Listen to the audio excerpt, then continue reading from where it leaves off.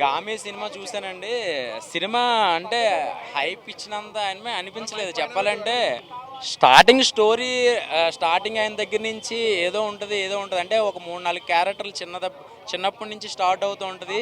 అంటే ఏదో ఉంటది అనుకున్నాం కానీ సో టెక్నికల్‌గా వాళ్ళ ప్రయత్నం చాలా బాగుంది. అంటే కొన్ని అంటే ఆ కొండల ప్రాంతంలో షూట్ చేయడము అది సీజీ వర్కో ఒరిజినలో తెలియదు కానీ చాలా చూడడానికి చూడముచ్చటగా ఉంది చెప్పాలంటే. ఆ కొండ ప్రాంతాలు శివుడి కోసం ప్రయత్నం చేసే హీరో చేసే ప్రయత్నం ఇవన్నీ బాగున్నాయి కానీ సో హీరో గారు ఫస్ట్ నుంచి లాస్ట్ దాకా కూడా ఒకే క్యారెక్టరైజేషను, హీరోయిన్ ఒకే క్యారెక్టరైజేషను చూస్తూ చూపించిన సీన్లో చూపించి నిజంగా తలనొప్పి వచ్చిందండి చెప్పాలంటే. ఎందుకంటే ఒక టెక్నికల్గా ఇప్పుడున్న జనరేషన్లో చిన్న హీరోలు చిన్న డైరెక్టర్లే బ్రహ్మాండమైన విజువల్స్ ఇస్తున్నారు.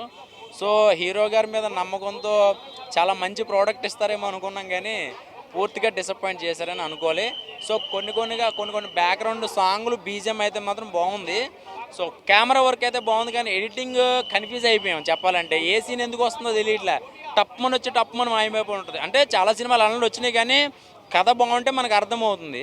సో ఏమీ లేదు, ఏదో ఉందని చూపించారు లాస్ట్కి. ఏమీ ఉండదు కానీ ఏదో ఉందని చూపించారు. అలా ఏదో ఉంటుందేమో ఆ సింహం సీన్లో ఏవో ఉంటాయి కదా అని చెప్పి లాస్ట్ దాకా చూస్తే ఏమీ అనిపించలే చెప్పాలంటే.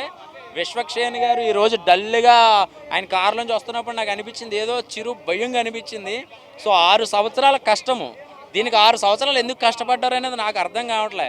అంటే ఆగిందా లేకపోతే ఎడిటింగ్ ప్రాబ్లమా లేకపోతే విఎఫ్ఎక్స్ ప్రాబ్లమో తెలియదు కానీ 6 సంవత్సరాల కష్టమనే వచ్చారు.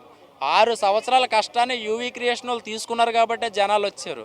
అలాగే విశ్వక్షేణ్ ఆయన హీరో మీద ఉన్న నమ్మకం మీద వచ్చారు కానీ సో పూర్తిగా నేను డిసప్పాయింట్ అయ్యాను. ఎందుకంటే నేను బాలేని సినిమాని సూపర్ హిట్ అని చెప్పిన రేపు పొద్దున చూసిన వాళ్ళు నన్నే తిడతారు. సో అది నాకు ఇష్టం లేదు అలా చెప్పడం. సో ఉన్నట్టుగా చెప్తున్నా, యావరేజ్ సినిమా అంతే. ఒక భయ్యా ఇప్పుడే 'గామి' చూశాను భయ్యా.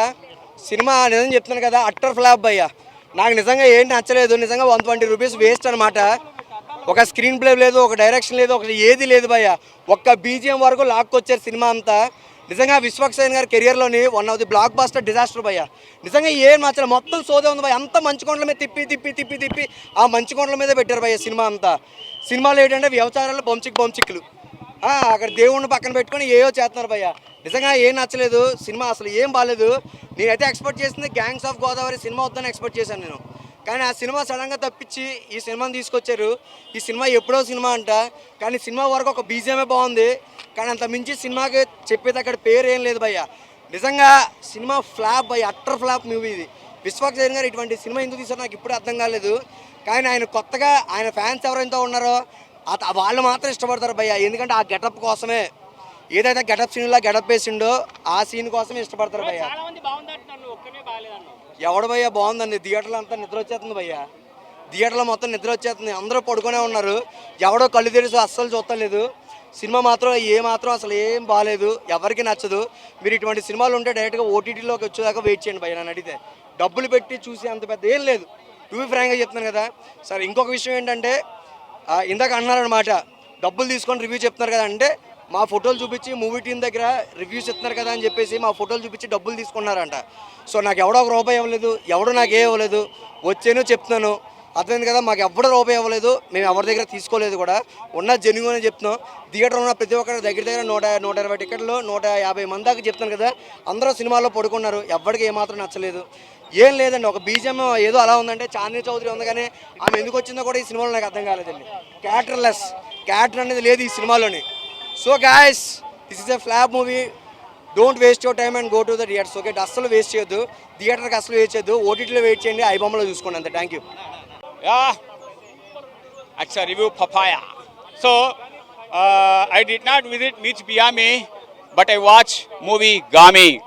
సో ఇది మూవీ ఏంటి అని అంటే ఇది వైడ్ ఎక్స్పీరియన్స్ అండి. ఎవరికన్నా ఈ బిక్నీలు అవి చూసి విసుగొచ్చినట్లయితే, if you need a good experience, if you want wide experience, you can come down to watch 'Gami' movie. So Vishwaksen గారికి ఇది ఒక కల్ట్ మూవీ అని నేను అంటాను. సో ఆ మూవీలో ఏంటి అని అంటే end of the day trailer చూపించింది ఒకరు, మూవీలో కంటెంట్ ఉన్నది వేరు. సో మూవీ కంటెంట్ ఏంటంటే ఫోబియా. సో డైరెక్టర్ ఎట్లా మర్చిపోయారు, సైబీరియన్ టైగర్ ఉంటుంది కానీ సైబీరియన్ లయన్ ఉంటుంది అని ఆయన ఎట్లా అన్నారో నాకు అర్థం కాలేదు. ఈ లాజిక్ నాకు మిస్ కాలేదు. బహుశా నేను కాగితం గారిని కలుస్తాను మళ్ళీ, డైరెక్టర్ కాగితం గారిని. ఆయన కాగితం రాసేశాడు, బాక్స్ ఆఫీస్ కాగితం పైన తన సినిమాని రాసేశారు. Very nice and wide experience అండి. దెర్ ఈజ్ వన్ క్యారెక్టర్, ఒకటే క్యారెక్టర్ని 3 విధాలుగా చూపించారు, step by step growthly. So నాకు తెలిసి ఈ డైరెక్టర్ని పట్టుకుంటే ఎవరన్నా నెక్స్ట్ ఇంకో హాలీవుడ్ మూవీ ఇస్తాడు, బాగానే ఉందండి. సినిమా అయితే పర్లేదండి. మీరు జాగరణం చేయాలనుకుంటే సినిమా వచ్చి చూసి జాగరణం చేయొచ్చు. అసలు ఏ సర్టిఫికేట్ ఇచ్చారు, ఎట్లా ఇచ్చారు, నాకు సెన్సార్ బోర్డులు అర్థమవుతలేదు. ఓన్లీ బ్లాక్ అండ్ వైట్ ఫోటోలు చూపించారే, బ్లాక్ అండ్ వైట్ ఫోటోలు చూపించినంత మాత్రాన ఏ సర్టిఫికేట్ ఎట్లా ఇస్తారు అనేటువంటిది. So the main reason is lobotomy. The surgery of lobotomy makes the movie Gaami. That's it, right.